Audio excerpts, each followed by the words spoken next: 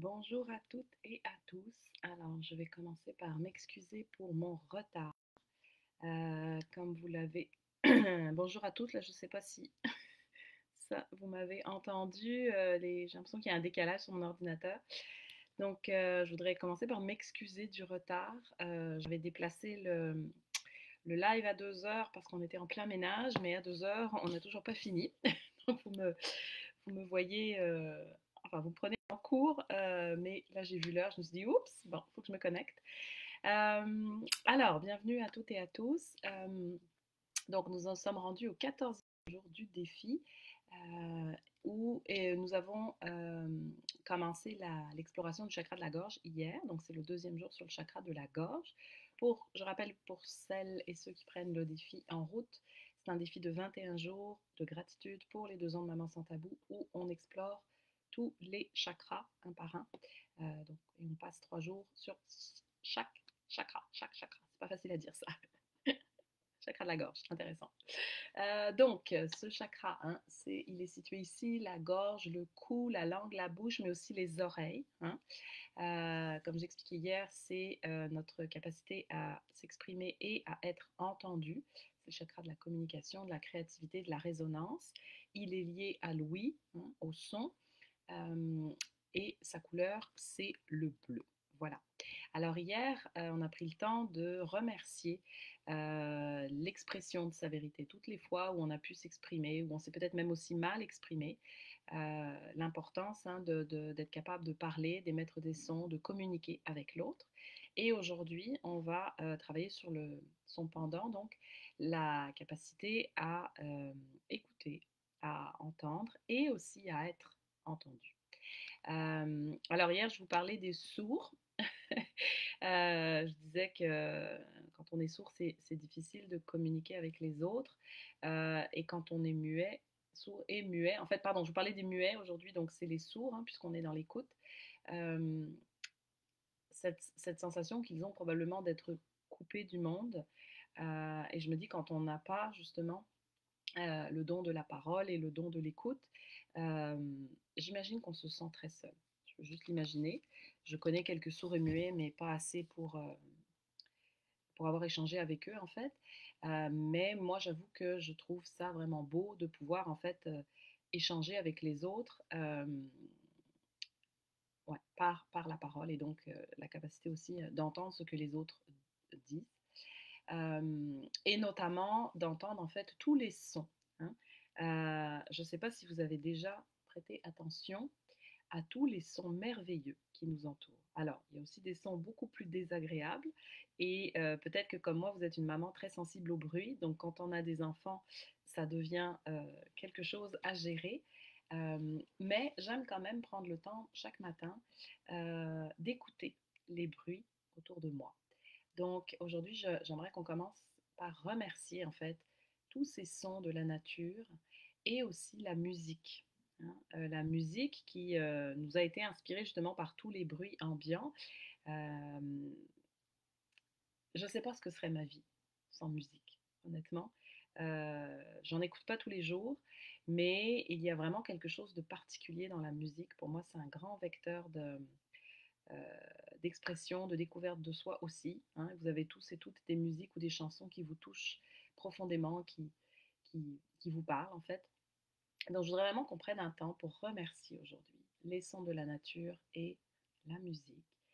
Et je vous invite en fait, si vous le pouvez, à prendre le temps le matin, hein, de méditer la fenêtre ouverte. Alors je sais qu'en ce moment c'est un petit peu difficile, il fait froid, mais moi j'aime quand même le faire à chaque saison parce que je me rends compte que la nature nous parle de différentes façons. Les bruits sont très différents d'une saison à l'autre. Au printemps et en été, j'aime beaucoup entendre les oiseaux. Euh, En hiver, on les entend moins, mais il n'y a pas vraiment de silence, hein, il y a quand même toujours un bruit. Donc, je vous invite, c'est ça, le matin à prendre ce temps-là. Là, on est en plein après-midi et je suis dans la maison, il y a du monde autour de moi, donc j'entends plutôt la vie, mais en même temps, c'est beau de se dire qu'autour de soi, il y a de la vie. Hein. C'est pas le silence total. Voilà, donc prendre un temps pour remercier. Merci pour tous ces sons. Merci pour le chant des oiseaux. de moi qui font que je me sente moins seule. Merci.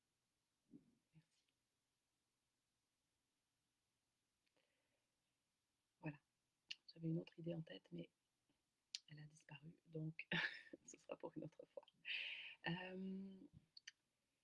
Alors, maintenant, on va aller un petit peu plus loin.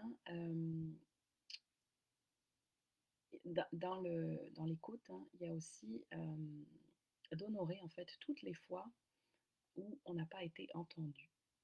Hier, je vous ai parlé toutes les fois où on en a dit trop, où on n'a pas osé s'exprimer, mais parfois on ose s'exprimer et on n'est pas entendu. En tout cas, le message qu'on veut faire passer n'est pas reçu comme on le voudrait par l'autre personne. Et souvent, ça fait mal. Et en même temps, ce que je trouve très beau là-dedans, c'est que ça nous oblige à nous exprimer davantage, hein. Justement, quand on a ce sentiment de ah, non, je ne me sens pas écoutée, je ne me sens pas entendue, souvent, ça va nous pousser à. Alors, est-ce que ça nous pousse à nous renfermer? Moi, dans mon cas, ça me pousse à soit aller chercher des gens qui vont vraiment m'offrir l'écoute dont j'ai besoin, soit à m'exprimer davantage, à parler plus fort ou à m'exprimer d'une autre façon, parce que c'est important de se sentir entendu. Donc, prenez un instant pour penser peut-être à un instant, à un moment dans votre vie où vous ne vous êtes pas senti entendu. Et là encore, revenez dans le corps pour sentir ces sensations liées à ce souvenir.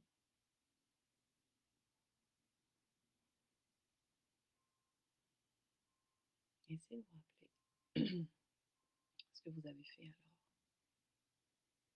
Est-ce que ça vous a poussé à vous exprimer davantage, ou au contraire à vous renfermer?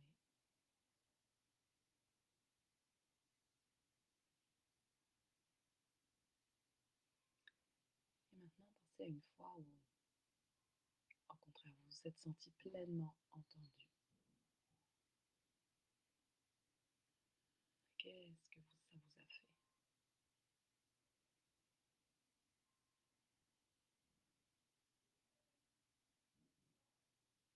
Une fois, peut-être aussi, vous avez entendu quelque chose qui vous a touché au cœur. Voilà, ce qui monte tout de suite, c'est la première fois que j'ai participé à un cercle de parole avec mes amis autochtones, Tommy Crankin et Marie-Josée Tardy. J'ai trouvé ça merveilleux déjà qu'on passe toute une matinée juste à parler et à s'écouter. On était 29 cette fois-là, c'était un grand groupe. On a on était des femmes, on a toutes pris le temps de s'exprimer, d'écouter les autres. Et il y a une femme dans le cercle qui a mis des mots sur ce que je ressentais. Et même si c'est elle qui a parlé, moi je me suis sentie entendue parce que quelqu'un avait mis des mots sur ce que je ressentais.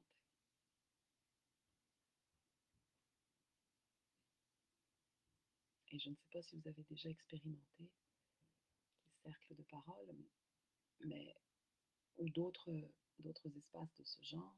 Si c'est le cas, vous savez à quel point c'est bon de se sentir vraiment écouté pleinement. Un espace sécuritaire où on peut dire tout ce qu'on a à dire et où on sent vraiment que les autres nous écoutent avec le cœur, avec bienveillance. Et moi, quand je pense à ça, c'est comme un soleil. Je me sens bien, je me sens entourée, je me sens soutenue et je me sens reconnue aussi pour qui je suis. Donc, je voudrais remercier tous ces espaces de parole où l'écoute est primordiale. Remercier la médecine du cercle, remercier les safe space. Il y a aussi des groupes Facebook de mamans où on se sent vraiment entendu et soutenu. Où il n'y a pas de conseils, pas de jugement. Je pense notamment à l'ancien groupe de Savant Maman. C'est un de ces espaces justement où on peut se dire dans sa vérité et recevoir une écoute bienveillante.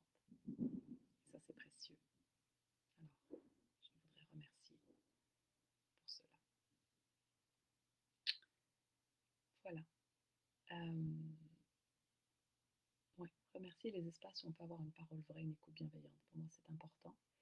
Et la dernière chose que je voudrais remercier, qu'on sous-estime souvent et dont on redécouvre les bienfaits quand on est maman, c'est le silence. Euh, j'ai déjà écrit un article là-dessus, à quel point le silence, ça fait du bien quand on est maman, parce qu'il y a souvent beaucoup de bruit autour de nous, surtout quand les enfants sont jeunes. Euh, et moi, j'aime beaucoup le silence parce que ça me permet d'entendre ma petite voix intérieure, de revenir à moi, en fait. Et je pense qu'on n'est pas nombreuses, en fait, à prendre le temps de s'écouter soi. Et ça, pour moi, c'est très, très important. Récemment, j'ai eu une espèce d'acouphène, ça s'appelle un acouphène pulsatile en fait. J'entendais mon cœur battre dans mon oreille gauche. C'était suite à un rhume en fait où j'étais complètement bouchée. C'était vraiment une expérience particulière euh, où il n'y avait pas que des inconvénients. Alors oui, c'était quand même pénible parce que j'entendais pas tout. Je devais demander à ce qu'on répète les choses. Et en même temps, c'était une expérience extrêmement intéressante. D'abord parce que ça atténuait énormément les bruits autour de moi. Donc, à table, quand on m'appelait 14 fois maman, j'avais l'excuse parfaite pour ne pas répondre. Et ça, j'avoue que ça a fait du bien. Et en même temps, c'était très intéressant comme expérience d'entendre mon cœur battre, hein. C'est un exercice que je fais parfois en méditation, mais là, je l'entendais en permanence. Et en fait, c'est un son extrêmement rassurant. Donc, c'est pas étonnant que euh, les bébés, quand ils naissent, hein, ils recherchent ce son, ils aiment les bruits blancs parce qu'ils entendent pendant 9 mois le bruit du cœur de leur maman. Euh, donc c'est très, très, effectivement, je me suis rendu compte à quel point c'était un son réconfortant et je me sentais comme un petit bébé, comme un petit fœtus en fait.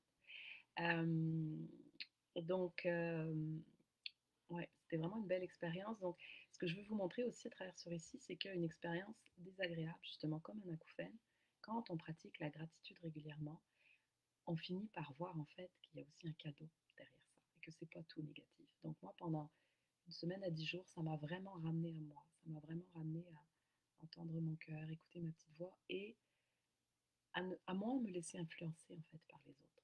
J'étais beaucoup plus en connexion avec mes ressentis et ça, c'est très très très très précieux. Euh, donc voilà. Et puis pour terminer, célébrer les fois où on s'est écouté, justement. Les fois où on a vraiment suivi son cœur, on n'a pas tenu compte de ce que disaient les autres, on a écouté sa petite voix intérieure et ça s'est avéré le bon choix, le bon chemin. Donc, pensez peut-être à une situation en particulier où ça vous est arrivé.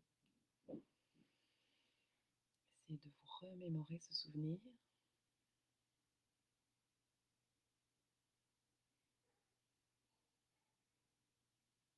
Hein, comment vous êtes senti quand vous avez écouté cette petite voix, quand vous l'avez suivie. Peut-être que vous êtes senti plus libre, plus légitime aussi, fier. Prenez un temps pour honorer ce moment où vous vous êtes écouté, parce qu'ils sont rares, ces moments-là. Merci de m'être écouté, d'avoir suivi ma petite voix. Voilà, c'est tout pour aujourd'hui. Je vous retrouve demain à la même heure, donc à 14 heures, en espérant que cette fois je serai à l'heure. On a un horaire un peu moins chargé demain, donc ça devrait aller. Demain, donc on va terminer avec le chakra de la gorge et je vais vous amener à pratiquer la gratitude pour l'expression de soi en grand, en fait, la créativité de manière générale. On a un petit peu parlé d'expression de soi, de musique aujourd'hui. Là, on va aller un petit peu plus loin encore. Donc, je vous souhaite une excellente après-midi. À demain tout le monde.